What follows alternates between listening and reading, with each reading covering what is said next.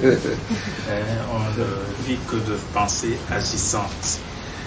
Eh bien, Monsieur le Président, Monsieur le Secrétaire général, Madame la Trésorière, Monsieur le représentant des services de communication, du collectif des journalistes d'investigation, c'est évidemment un moment de grande émotion, mais également de plaisir finement et profondément ressenti et que nous vivons en ce moment et qui me donne l'occasion de m'exprimer devant vous. Non pas pour faire un discours, mais pour dire toute l'émotion et toute la reconnaissance qui sont celles de ma personne, mais au-delà de ma personne, celle de l'ensemble du CERDOTOLA, celui représenté ici par un bouquet, n'est-ce pas,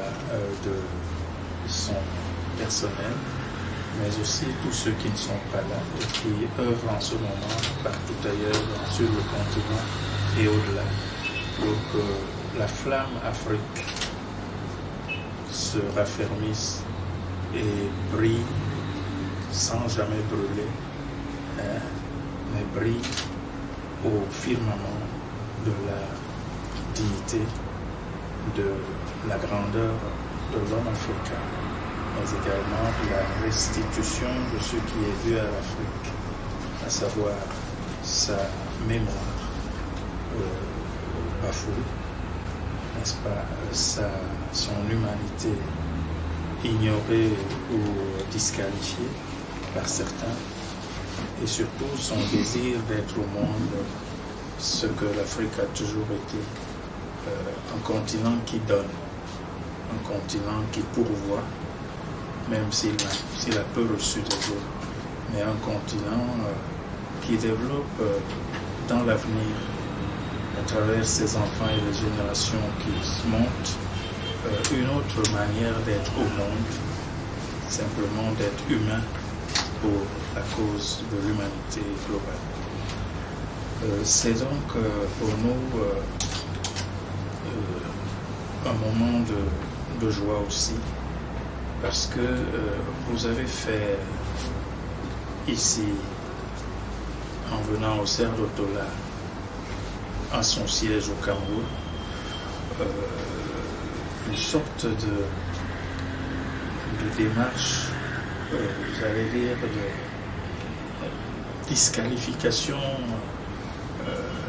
d'une situation que souvent certains collaborateurs ont jugée inopportune. C'est la première fois que le CERDOTOLA reçoit une citation en tant qu'institution sur le territoire où il est implanté et d'où il assure le rayonnement du pays qui est son hôte à travers le monde, à travers son action. J'espère que votre initiative sera suivie de beaucoup d'autres initiatives.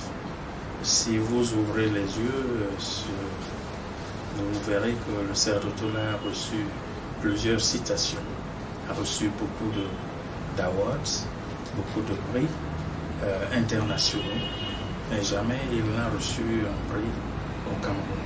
C'est une grande première que nous saluons avec ferveur et pour laquelle je vous dis très sincèrement merci. Je n'ai pas l'habitude de discours de cette nature, parce que ce sont des discours qui ressemblent à des accompagnements mortuaires. Lorsque vous avez fait l'éloge du CERDOTOLA, j'étais à l'aise. Quand vous avez commencé à faire l'éloge de ma personne, je me suis cru dans un cercueil. Mais en général, les éloges funèbres, ce sont les vivants qui les entendent.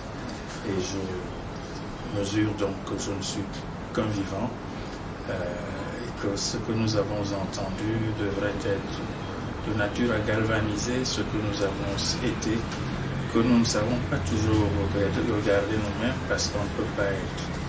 Dans la rue, disait un philosophe, et se regarder passer par à travers la fenêtre. Et donc, merci pour les mots que j'ai entendus. C'était des mots très forts. J'espère que je les mérite en ce qui me concerne. En tout cas, je crois que le Cerro-Tola aujourd'hui les mérite pour ce qui le concerne.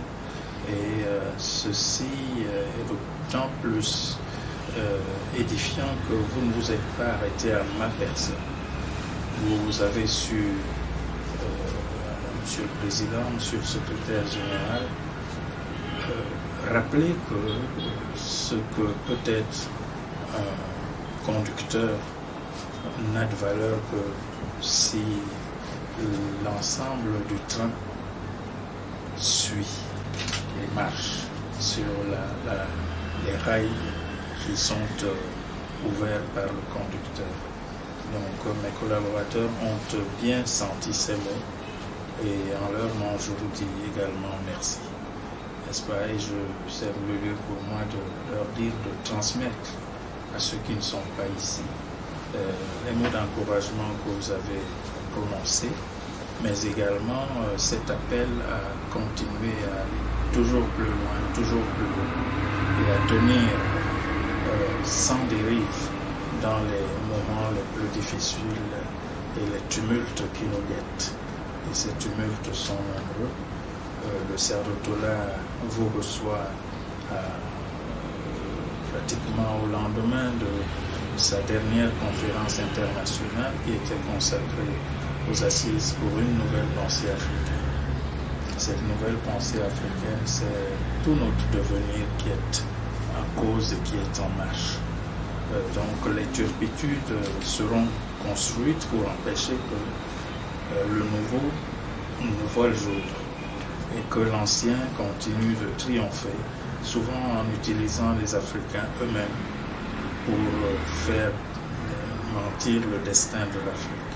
Nous croyons que le temps est venu d'établir les ruptures durables, les ruptures qui ne seront pas des points de chute, mais des points d'ancrage et des points de propulsion de ce nouvel avenir que nous appelons de tout nouveau.